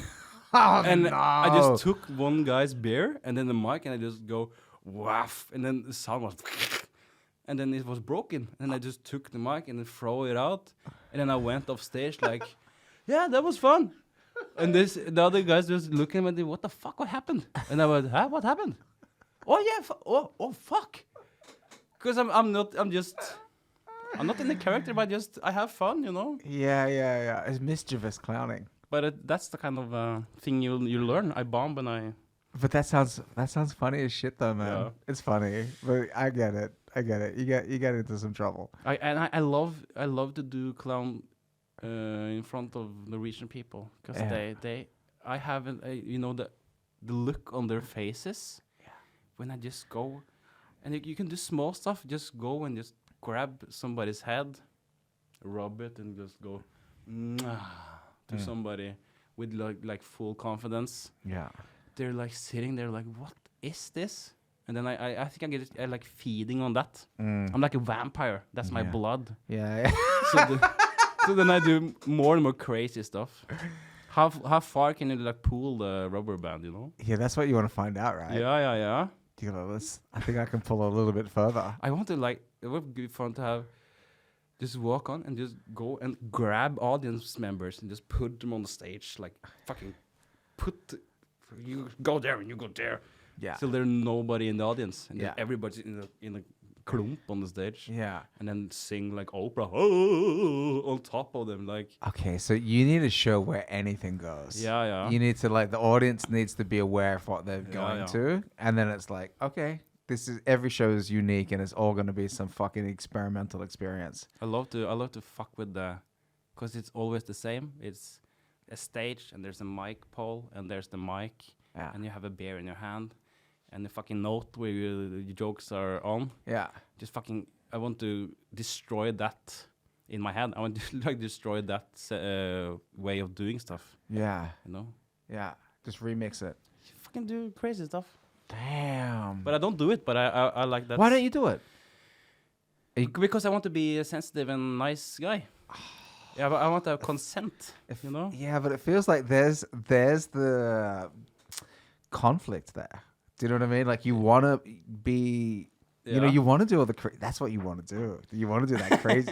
I see it. You want to do the crazy shit, but then it's like, oh no, I have to be a little bit toned down. But I want to do the crazy shit, but find out how to do it without people, without like doing too much. Or I did one time. That's really embarrassing. I was in Bergen and I had this character that is called the guy that hasn't heard about Me Too. That's the name of the character. Okay. So I say, okay, here comes the guy that hasn't heard about the Me Too. Yeah. And I went off stage, and the character is like, he comes in and he says like, well, smells like pussy in here. Yeah, where's the pussy? And then this is so terrible. Tell me. And there was a girl a front row, because I come on and say, where's the pussy? And then I go, there it is. Smells like seafood. And then I go down. It's a terrible guy. And then I go down and I like take her legs and spread them. Because I don't know why I did this, but this is kind of, okay, it's so terrible. And then and here comes like the perempish. I just, I just look at people. What did I do? What is there something that I haven't heard about? And it usually worked, but I stopped doing it after that because she did not have. She had a skirt on. Yeah. So I stood there and I was like, okay, now I'm in Bergen. Yeah. I'll just come on stage and yelled out, "Where's the pussy at?" It smells like seafood, and I went down to a girl, which is too young to be here, and I spread her legs in a skirt, and I was like, I had a really, and then after the show, I went to her and I was like, I'm so sorry, that was like too much, that was crazy, but she was nice. Was she cool about it? Yeah, she was cool about it. She laughed and stuff, but it wasn't like. But what's the problem then? The problem is that it that could be so wrong. Like it's if that girl was, but she had a good time and she laughed. But you can't do that, Martin. You can't go on stage and fucking just do stuff. So I feel like you're censoring yourself. No. I feel like you. I mean, it's. I don't honestly. Just from when you're telling me the story, I don't see the problem. You went and said some crazy shit.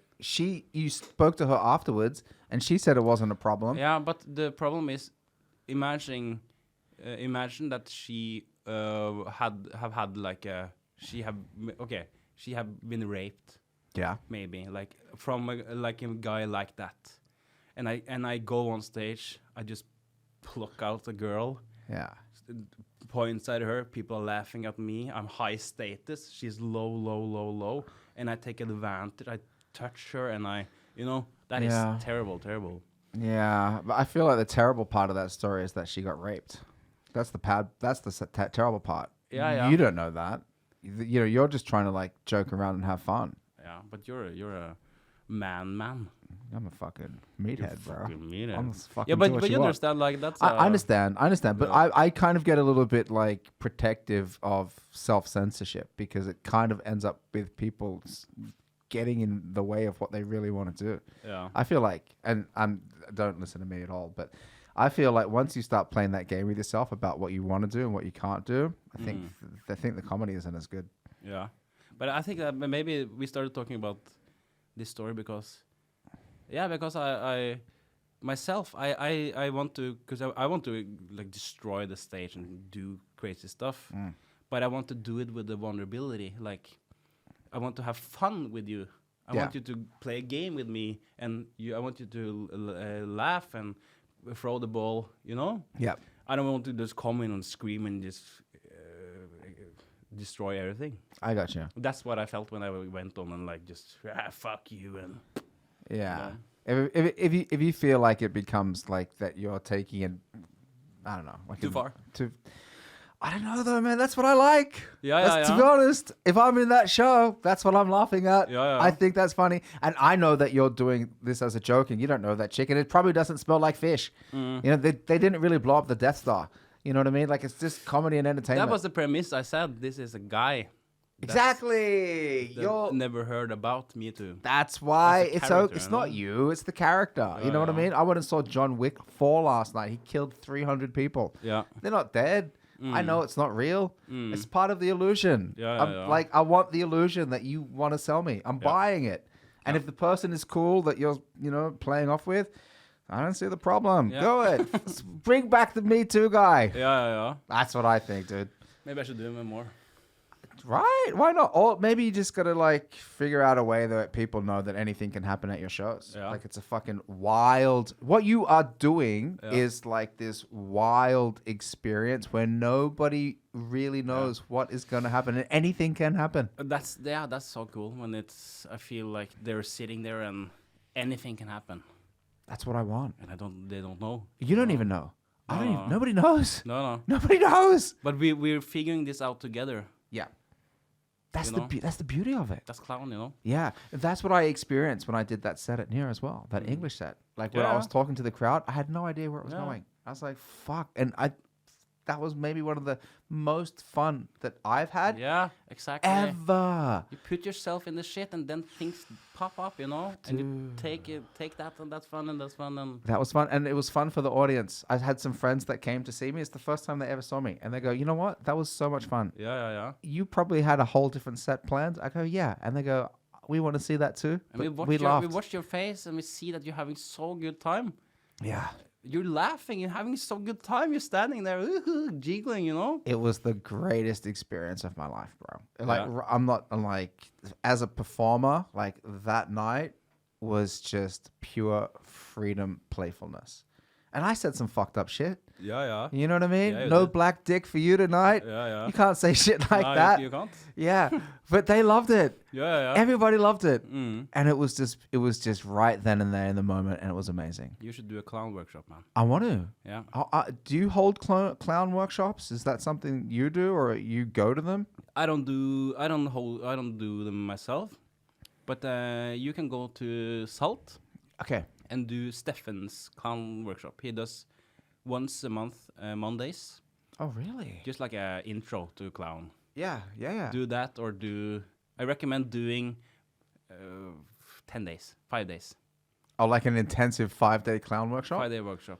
All right. That's the best, because then you need time to break yourself down and build yourself up, Yeah. I think I told you this, but I actually wanted to do this clown workshop like fucking 12 years ago. I saw it in like 2009 advertised. Yeah. And I go, clown, that looks amazing. Mm. I really want to do that. Okay, but that's a solid tip, man. Yeah. I'm going to hit Stefan up and then go to one of those workshops on Salt on Monday. Yeah. Huh. And everybody that wants to come needs to come.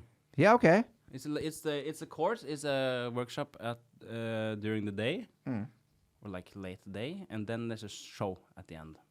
Oh, Yeah. so the people that attend the course perform clowning. Yeah, if you want to, you can try the things you tried out at stage. Yeah. I wonder if that'll enhance my comedy. Yeah, it will. It will, because maybe you don't want to do clown, but you learn so much about being vulnerable and knowing how you are funny. Yeah. As you know. Yeah. And you can implement that in your stand-up. Perfect. Yeah. That sounds good. All right. That's a good way to wrap up the podcast, bro. Yeah. Dude, Right. thanks for coming in and talking shit and drinking beers. It was awesome. Yeah, nice. This is a good room. You're a good guy. Thanks. Good podcast. Good talk. Yeah, good times, man. Say something really cool in Aussie. Like we're going down to the beach. Say like a cool. Now we're going down to the beach. We're going to bring some beers and we're going to have a fucking good old Barbie. And we're going to go and make sure that we put on plenty of sunscreen. And now you say it in Norwegian. Nå skal vi ned på stranda.